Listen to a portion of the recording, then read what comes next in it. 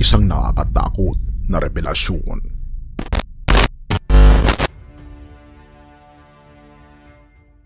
Philippine Senator Amy Marcos, kapatid ni President Ferdinand Marcos Jr., ay gumawa ng nakakagulat na pahayag sa TikTok at Facebook na nagpaalingaw-ngaw sa buong bansa. Natatakot talaga ako habang umiinit diyan sa West Philippine Sea.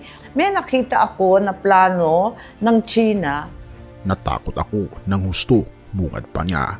Dahil habang tumitindi ang tensyon sa West Philippine Sea, may nakita kong ulat tungkol sa plano ng China na gamitin ng hypersonic missiles. Sa video na ito, nabanggit niya ang 25 na lugar sa Pilipinas na tinarget sa mga planong nakita niya, kasama ang isla ng Batanes, Subic sa Zambales at ang rehiyon ng Ilocos, na pinagdarausan ng taunang balikatan joint military drills ng mga sundalong Amerikano at Pilipino. Walang biro ito, dagdag pa niya. Ipinahayag din niya ang kanyang pangamba na hindi mapipigilan ng Estados Unidos ang ganitong mga pag-atake. May mga bansa na mayroong tinatawag na Iron Dome na pumipigil sa mga missiles. Pero pagdating sa hypersonic missiles, madali itong nakakapasok. Lahat ay mawawasak. Gayunpaman, walang ebidensyang ibinigay ang senador para sa kanyang mga pahayag. Ngunit iginiit niyang target ng China ang Pilipinas dahil sa lumalakas na ugnayang militar nito sa Estados Unidos sa ilalim ng pamahalaan ng kanyang kapatid.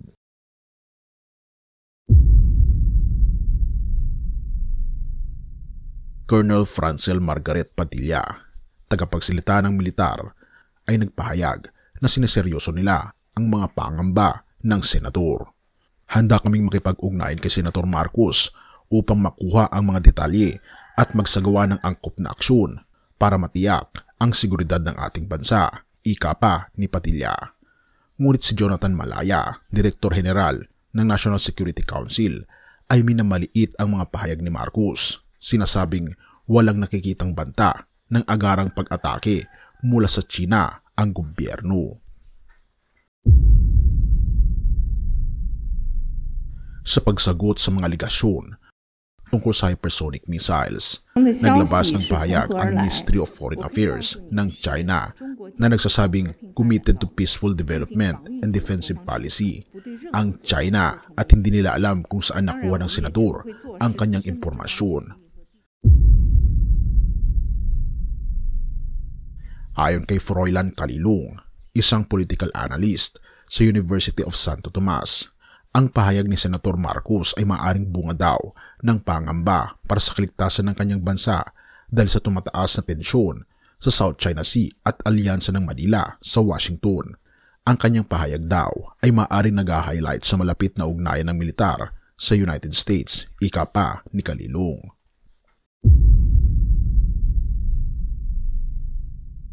Kilala si Senator Marcos na malapit kay Sara Duterte, anak ng dating presidente na si Rodrigo Duterte at vice-presidente ng kanyang kapatid. Ngunit sa mga nakaraang buwan, nakita ang matinding alitan sa pagitan ng mga pamilya kung saan nagbitiw si Sara sa kanyang mga posisyon sa gabinete ni President Marcos Jr. Ang dating presidenteng Duterte, nakilala sa kanyang pro-China na pananaw, samantalang si President Marcos Jr. ay nagbigay ng maraming matitinding pahayag tungkol sa sigalot sa South China Sea, nangangakong hindi isusuko kahit isang pulgada ng teritoryo ng Pilipinas sa dayuhang kapangyarihan. Tinatanong kung posible ba ang mga aligasyon ng senador tungkol sa mga plano para sa hypersonic missile strikes. Sinabi ni Calilong na may kakayahan ang militar ng China, ngunit kinikwestiyon kung seryoso ba talagang isalang-alang ng Beijing ang ganitong pag-atake dahil sa malaking politikal at ekonomikal na panganib.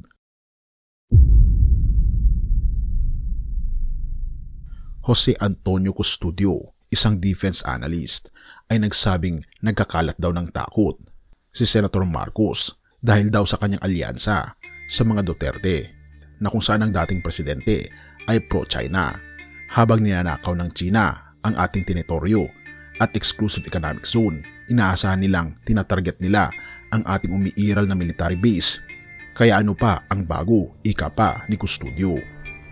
Subalit kung pipiliin nilang maglunsad ng atake laban sa mga EDCA sites at Philippine bases, sila ay harapin ang buong puwersa ng mga Amerikano at mga kaalyadong militar na mas superior sa kanila at magreresulta sa kanilang pagkatalo.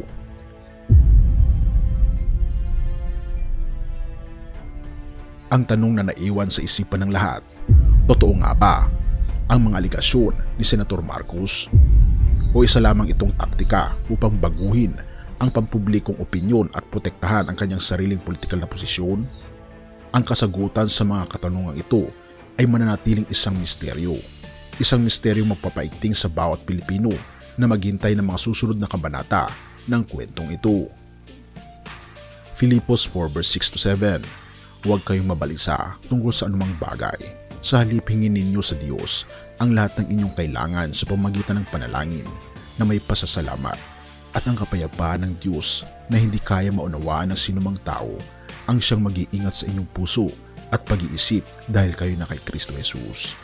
Sa gitna ng mga balita at takot na dala ng mga aligasyon ni Senator Amy Marcos tungkol sa posibleng pag-atake ng China sa Pilipinas, maaari tayong matakot at mabalisa. Ang ganitong mga pahayag ay nagdudulot ng pagkabahala at hindi kapanatagan sa ating mga puso. Ngunit sa kabila ng mga ito, tayo ay pinapaalalahanan ng talata sa Filipos 4:6-7 na huwag tayong mabalisa sapagkat kasama natin ang ating Panginoong Diyos. Sa halip na magpadala sa takot, tayo ay inihikayat na lumapit sa ating Panginoong Diyos at ipahayag ang ating mga pangangailangan sa pamamagitan ng panalangin. Ang mga balita na nagdadala ng takot ay isang pagkakataon upang mas lalong lumapit sa ating Panginoong Diyos at ipagkatiwala sa Kanya ang ating mga alalahanin. Sa bawat panalangin, huwag nating kalimutan ang magpasalamat. Magpasalamat sa mga proteksyon na ipinagkakaloob sa atin ng ating Panginoong Diyos at sa Kanyang patuloy na paggabay. Tayo'y manalangin. Ama naming makapangyarihang Diyos na nasa langit, kami po ay dumudulog sa inyong harapan na may pusong puno ng takot at pangamba dahil sa mga balitang aming naririnig. Sa kabila ng mga banta at pangamba na aming nararanasan, humihiling po kami ng inyong kapayapaan na higit sa anumang bagay. Ama naming Diyos na makapangyarihan sa lahat, dinadalangin po namin ang inyong proteksyon para kay Senator Amy Marcos at sa kanyang pamilya. Naway bigyan niyo siya ng kalakasan at katiwasayan sa kanilang mga puso habang hinaharap nila ang mga hamon at banta sa kanilang paligid. Lalong higit ang aming Pangulo na siya pong gumagawa ng lahat ng mga paraan upang sa ganun ay maging maayos po at payapa ang aming bansa. Ganoon din po, Panginoon, hinihiling namin ang inyong paggabay sa bawat pamilyang nanunood at naapektuhan ng mga balitang ito. Naway ipagkaloob niyo po sa bawat isa ang kapayapaan na nagmumula sa inyo. Tulungan niyo po kaming ipagkatiwala sa inyo ang aming mga alalahanin at pangamba. Bigyan niyo po kami ng tapang na harapin ang bukas ng may pananalig at pag-asa sa inyong walang hanggang pagmamahal at kalinga. Salamat o aming Panginoong Diyos sa inyong pong pag-aalaga sa amin. At salamat sa pagdinig ng aming mga panalangin at patawarin po kami sa lahat ng aming pagkukulang at pagkakasala sapagkat ito aming samot hiling sa matamis na pangalan ng aming Panginoong Jesus. Amen.